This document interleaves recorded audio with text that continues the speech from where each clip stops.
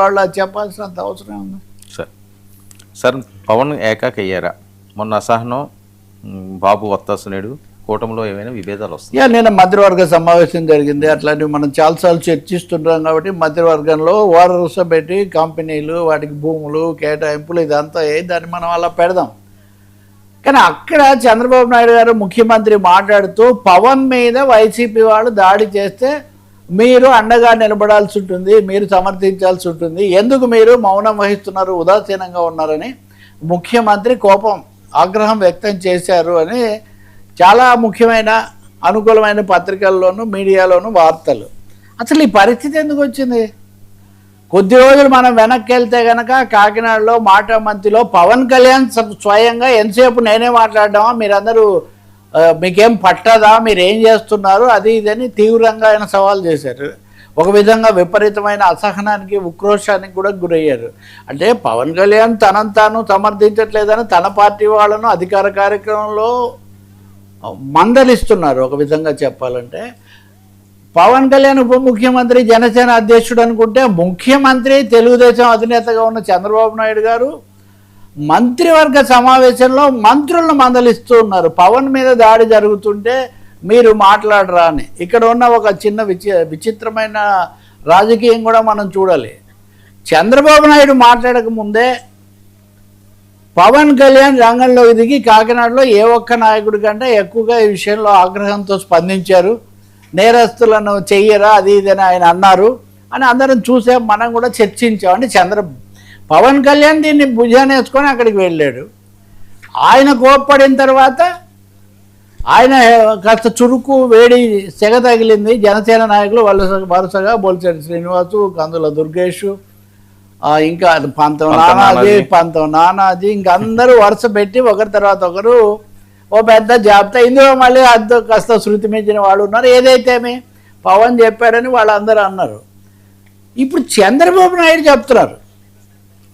నేను నిన్న కూడా చెప్పా, ఏమని నారా లోకేష్ నిన్న ఇంటర్వ్యూలు జాతీయ స్థాయిలో ఇచ్చారు. అక్కడెక్కడ పవన్ కళ్యాణ్ ఈ కేసులు ఏం రాలా, లా అండ్ ఆర్డర్ ఇటువంటివి వచ్చినా కానీ వాళ్ళు అడగలేదా, అవాయిడ్ చేశారో నాకు తెలియదు.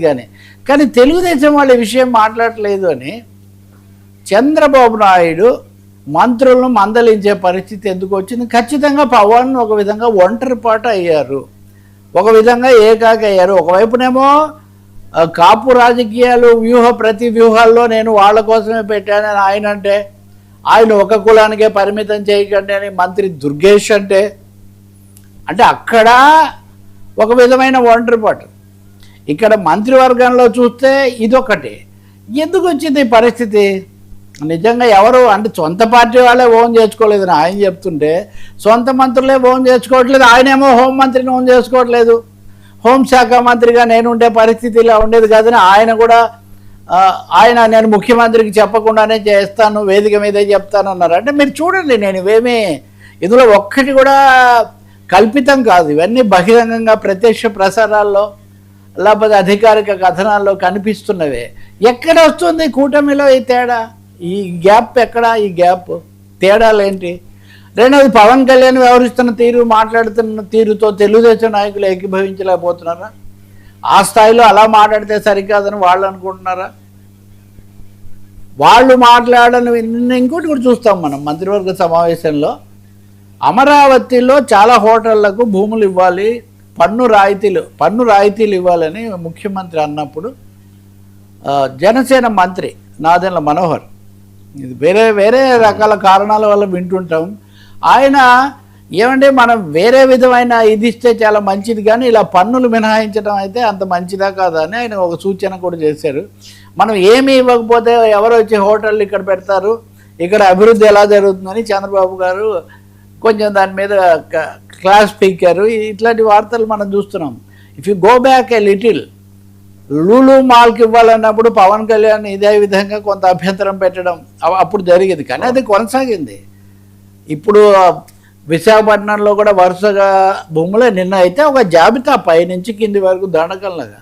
కాబట్టి ఇవన్నీ చూస్తే కొంత గ్యాప్ ఏర్పడినట్టుగా స్పష్టంగా కనిపిస్తుంది. ఒకరినొకరు ఓన్ చేసుకోవటం లేదా, లేక ఈ స్థాయిలో ఈ విధంగా మాట్లాడితే దూరం అవుతాము. ఎందుకంటే పవన్ కళ్యాణ్ మొన్న పదే అన్నారు, ఏం అట్లా చేస్తే కాపులు ఓట్లు వేయరా, ఇట్లా చేస్తే ఓట్లు పోతాయా, ఇవన్నీ ఆయన కొన్ని ఛాలెంజెస్ విసిరారు. నిజంగా అలాంటివి ఏమైనా ఉన్నాయా? రెండవది, వైసీపీ వాళ్ళు ఈ విషయంలో దూకుడుగా ఉన్నారు కాబట్టి మనం కూడా ఆచితూచి ఉండాలని వీళ్ళు అనుకుంటున్నారో తెలియదు. ఏదైనా కానీ ఉప ముఖ్యమంత్రిని సమర్థించండి అని ముఖ్యమంత్రి మంత్రులకు చెప్పిన అంశం రావడం అన్నది మటుకు కూటమిలో ఉన్న ఒక విధమైన గ్యాప్ను తెలియజేస్తుంది.